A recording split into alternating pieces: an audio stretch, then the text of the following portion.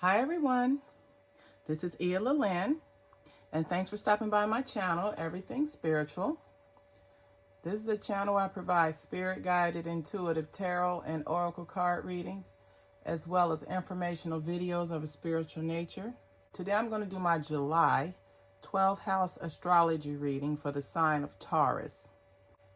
Taurus's dates are April 20th through May 20th. Taurus is ruled by Venus. Taurus has a yin polarity, meaning Tauruses are very inward looking and receptive, or they're inward, they go inward to search for the truth. They're very receptive. Taurus is also a fixed sign, which means like Taurus the bull, they're kind of resistant to change. They prefer routine and stability. And Taurus is ruled by the element of earth. They're very patient. They don't quit or give up. So let's go ahead and see what's going on with Tauruses for the month of July.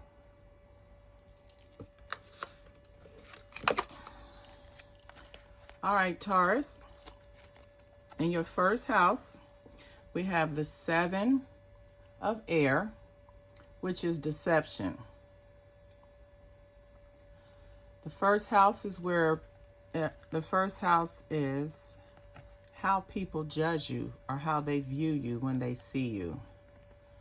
So you would be viewed as someone who's very deceptive. You're very beautiful. You love beautiful things. You have a keen eye for attention to detail, and you're wise, but you're also sneaky and deceptive. You may be a pathological liar, or someone who is not transparent with their feelings. In your second house, Taurus, we have, these cards are stubborn just like Taurus. Okay, the second house, we have the destruction. This means something has ended. And this is how people view you as far as your values, your self-worth, and for you, you're having some problems right now, Taurus. It looks as if that you've had to remove yourself from a situation, maybe from your home, because of the suffering or the pain or conflicts that was going on. Or maybe your home life, your relationship has come to an end. So right now, some of you all are being viewed as someone who has gone through a breakup, and that breakup has not shook you to the core, but it's caused you to reflect and judge your self-worth, your values, and your feelings.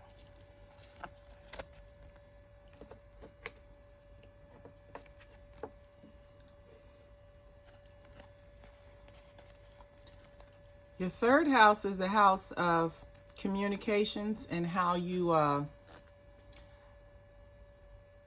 connect to your immediate environment. It also involves just your communication. So here you have the 6 of air. So that means you're someone who seeks knowledge, and this is also an Aquarius sign. So Taurus, you might have Aquarius as your moon sign or your ascending sign, but you're someone who you look to a male.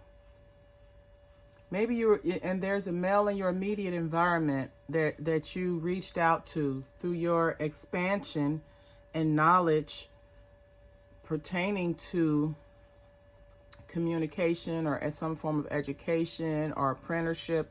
You reached out to a male, and you thought this person was there to help you, when in reality they were not. They just caused a lot of conflict, arguing, and disagreements. And once you remove that person, then you became stable, anchored in your immediate environment. This could be someone that's in your community. Hopefully it's not someone that's in your workplace, or in your home.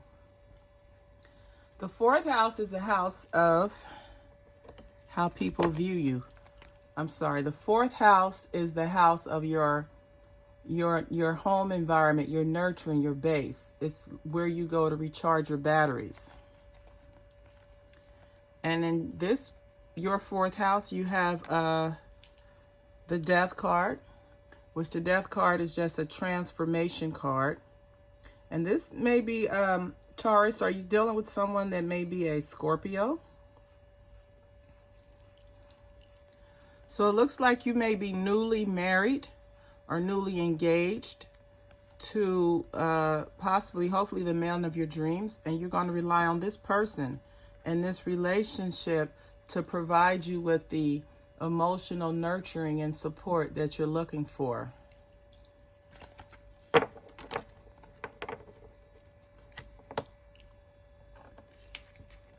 The fifth house is the house of short-term love affairs and self-expression. Now here there's a conflict in the fifth house.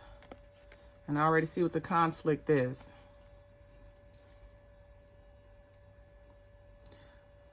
So this is Leo energy.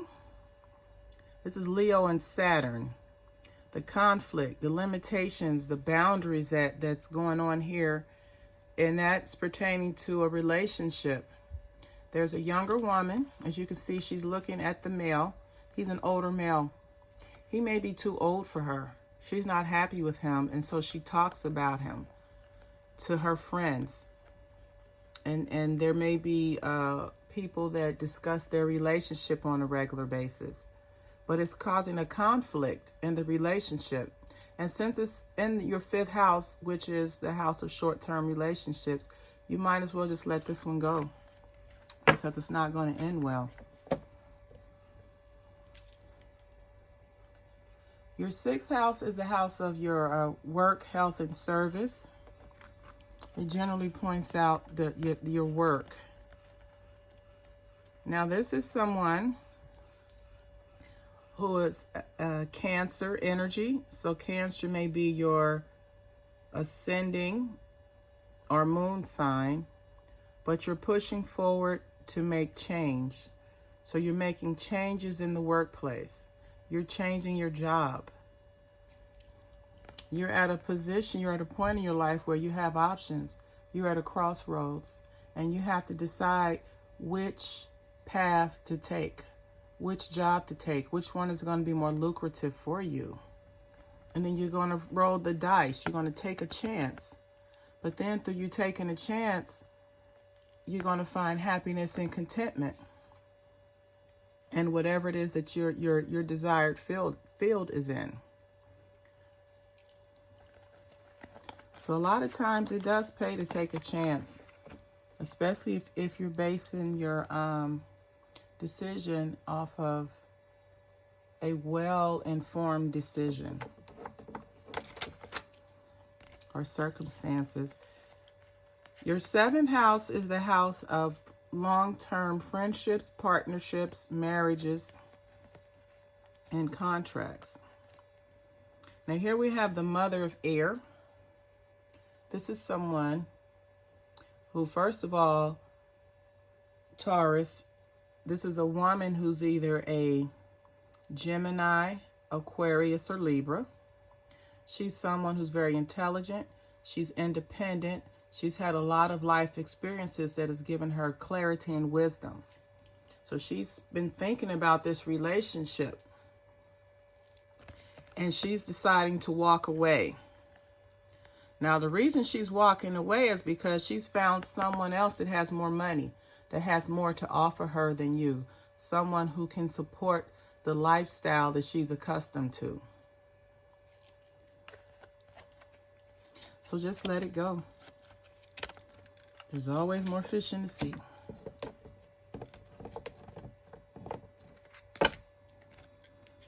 The eighth house is the house of secrets.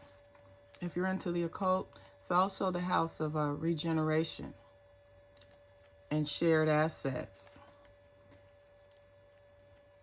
Now, the shared assets are pertaining to a relationship, husband and wife. And this is also the house of your sexual activities and death. Now, death could be in the form of regeneration, or it could be the actual death. But in someone's 8th house, Taurus, they have stability.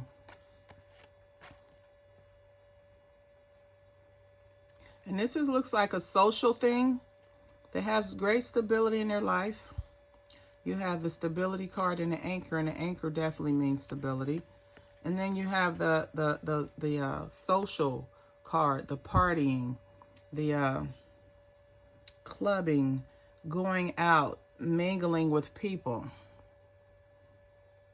But this person has decided to take that out of their life, to remove it from their life right now. Now, that could have been causing problems in the marriage. It could have been causing problems in their sex life. It could have been causing problems with finances.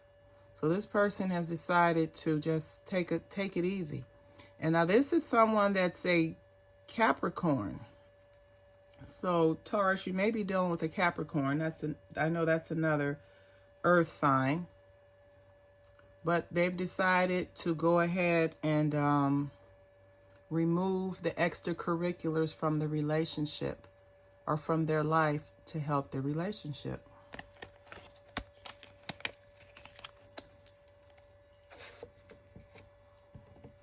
The 9th house is a house of higher mindedness. It's the house where you have expanded consciousness. So in someone's 9th house, Taurus, they're just getting started on their spiritual journey. They're just getting started on their expanded consciousness. And so far they have received enlightenment. They've had breakthroughs. They've had information given to them that has helped stabilize their spiritual beliefs. But they also have had some deception in there as well. There is some deception within the establishment. So I would suggest that you keep going. And this would be someone who's a air sign, specifically Taurus. And that would be the Gemini, Aquarius, or Libra. You've come across some good information and you're with a solid organization, but just be careful for people trying to push their own agenda, not the organization's agenda, which could possibly confuse you or cause you to go astray, to deter from your spiritual journey. So just be careful, be mindful of that. The 10th house is the house of career and reputations. And here we have someone that's the hangman. That means this person is suspended in their thoughts and actions. They could be considered stuck or stagnant. So this is someone whose career may have hit a period of stagnation. They feel they're not going anywhere. They're not receiving the professional achievements or the recognition like they once did. And to look at why, there's a male that's blocking them. There's a male in their circle of friends or in their job or their workplace that's causing problems.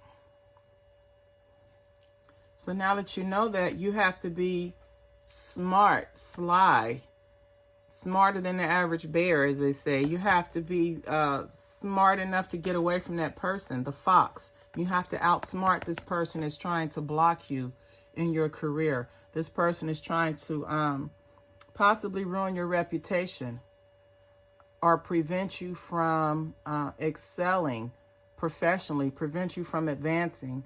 So now that you know that, You just have to work around them, and you have the ingenuity and the know-how to do so.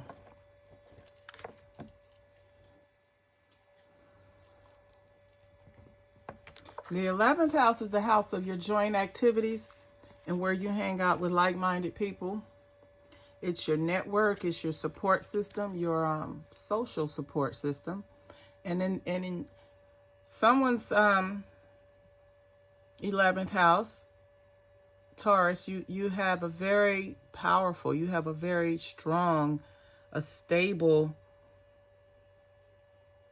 activities. You have very good organizations that you're a part of.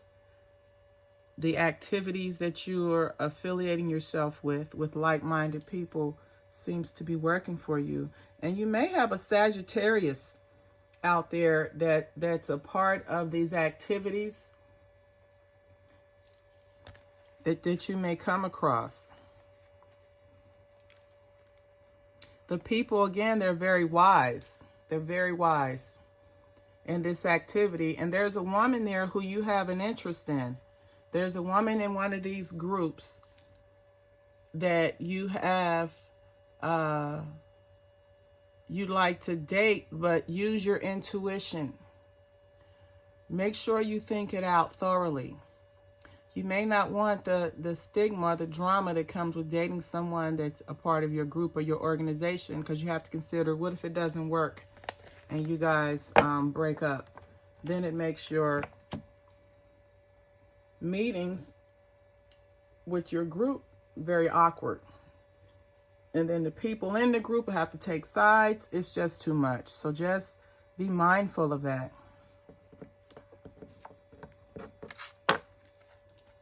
And then your 12th house, Aries, this is the house of karma. This is the house of where you reap what you sow, or the house of the results of your past actions. Okay, you're going to be very successful. I mean, you're not going to have a whole lot of karma. Now, this is someone who's a Taurus. And you may know the Taurus. Or the Taurus may be your rising or moon sign. But this is someone who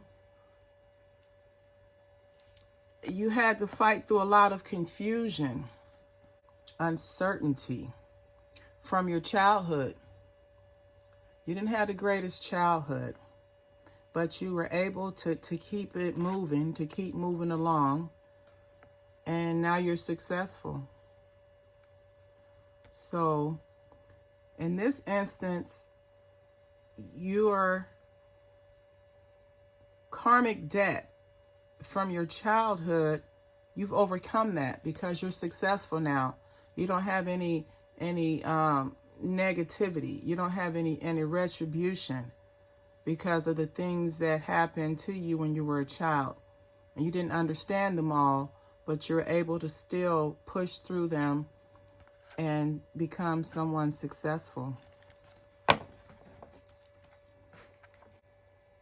Well, there you have it, Taurus. This has been your July 12th house astrology reading. If this video resonated with you or someone that you may know, please like, comment, and share this video. And as always, until the next time, namaste.